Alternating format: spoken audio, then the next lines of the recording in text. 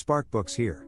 Today, I'm going to explain the book, Making a Point, by David Crystal. Take care, enjoy the book, and have a nice day. Making a Point, 2015, is all about punctuation, the little marks that tie written language together. These sparks explain what function punctuation serves, why it can become a heated topic of discussion, and how writers have used it creatively for years. Key idea number 1, punctuation was not always used. Say you see a cafe sign that says soup off day is one lengthy word to fit on the sign. You'd probably figure out what it says, but you'd prefer some spacing. That's the story of punctuation. We could live without it, but it makes reading more delightful. Punctuation reduces ambiguity, but it wasn't always around. First languages had no spaces between words. They became common in England around 700 AD. By 1100 AD, 50% of inscriptions used spaces. Strange as it seems now, it made logical then. Few engraved words meant no need for spacing. People and locations were usually unambiguous, therefore splitting the terms was unnecessary. Stagnus could be read as St. Agnes. While gaps aren't required, they save us time interpreting unclear statements. We don't use them when we speak, but they're helpful while reading. Therapists need special treatment might be read two ways. It's fantastic if everyone understands a text's meaning. Spaces save us time while reading a sentence for the first time. Punctuation makes language easier and helps highlight things. Since quotation marks signify other things besides emphasis, italics have replaced them. Italics are being replaced by bold to emphasize text. This is because more material is read on computers, whose lower resolution makes italics difficult to read. Key idea number 2, changing one punctuation mark affects all others. Humans have debated hyphens and semicolons for ages. Punctuation is more than a debate topic. Punctuation is a hierarchy of mutually exclusive options that split text. This hierarchy includes paragraph spaces and hyphens. Spaces separate pages and indent paragraphs, signifying a start. A page's blank spaces can tell you if it's a haiku or an epic poem. Periods come next because they split sentences. Colons, commas, and hyphens follow. In the days of the telegraph, periods were spelt out as stop to avoid confusion from poor handwriting or smudges.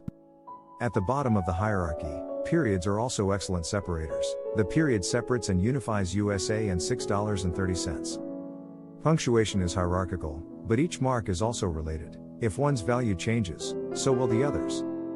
Take instant messaging's tendency of removing sentence periods. Using a period to eliminate ambiguity makes logical. If every sentence has a line break or message, this function is useless.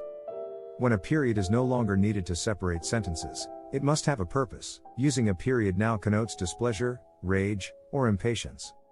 At the football field is a neutral response to where shall we meet? On the football field, with a period might mean you already know that, idiot. Key idea number 3, punctuation rules can be overdone. Incorrect punctuation can provoke passionate reactions. We all have pals that take personally misplaced commas. People can go to amazing lengths for precise punctuation, but it's best to let it slip. Two buddies, a writer and a bookseller, traveled the US to correct typos on signage. The Typo Eradication Advancement League was created. They began on a year-long adventure with all the whiteout and markers they could carry. Apostrophes were one of the worst offenders, whether there were too many, too few, or in the wrong position. Enraged by the erroneous use of this punctuation mark, they repositioned a wayward apostrophe on a Grand Canyon sign. After their excursion, they found a letter from the National Park Service. It told them they destroyed a sign hand-painted by the site's architect in the 1930s. A judge let the two pals off with a $3,000 fine and a year-long national park ban since they meant no harm and wouldn't have repainted the sign if they knew its historical value. They were also banned from fixing errors in the future, which was better than a 6-month jail sentence. These friends overreacted to their fixation with grammar, but it's typical. Mark Twain wrote a telegraph ordering a proofreader to be slain without time to pray after learning he had been corrected. Key idea number 4, punctuation has several exceptions, some of which are crucial.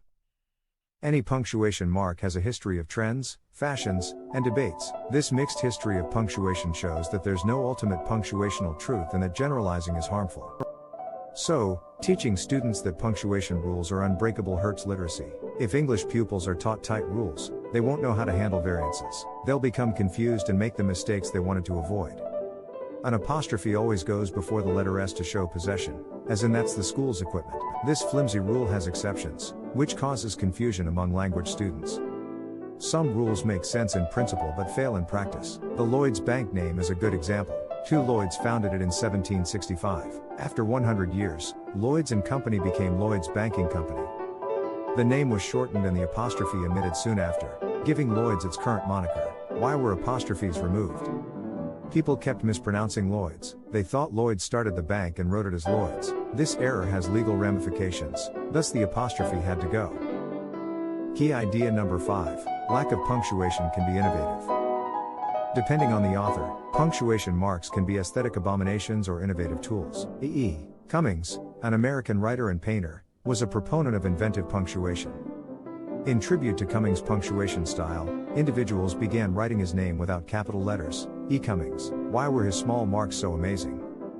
He layered meaning with spacing, parenthesis, and square brackets. Mortals by Cummings is about two aerialists. Text simulates the movement of two performers by using parenthesis and blank spaces.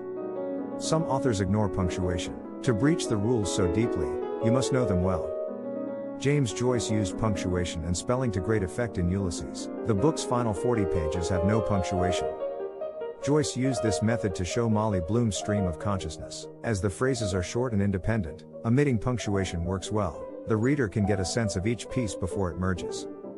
The previous example is one segment. Joyce utilizes punctuation throughout the novel because removing it would be too confusing in a complex framework, like a group discourse. Key idea number 6. Internet punctuation has new uses. Adding a smiley face to a message may seem simple, but it's not. It's not always evident whether an emoticon represents happiness, laughing, or sarcasm. Young individuals know the distinction between formal and casual language. Texting doesn't affect young people's capacity to communicate, despite what scaremongers say. Distinct contexts use different forms of language and punctuation. Students rarely use texting abbreviations in school essays.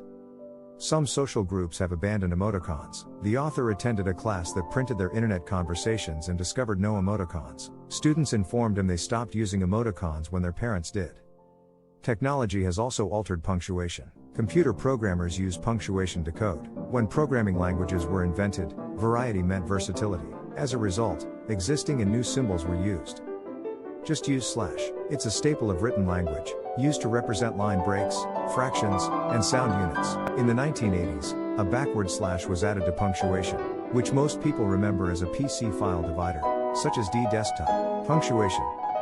The move to ban apostrophes from domain names is another way computers are affecting punctuation. This choice affects apostrophes in the physical world, since consumers become accustomed to reading brand names without punctuation, as www.mcdonalds.com. Punctuation has several uses and can be utilized creatively in writing. Some individuals are strict about these symbols laws, however they can be broken if you know them. To view more content like this, subscribe. Don't forget to like and turn on notifications. The channel really benefits from it. I appreciate you being here.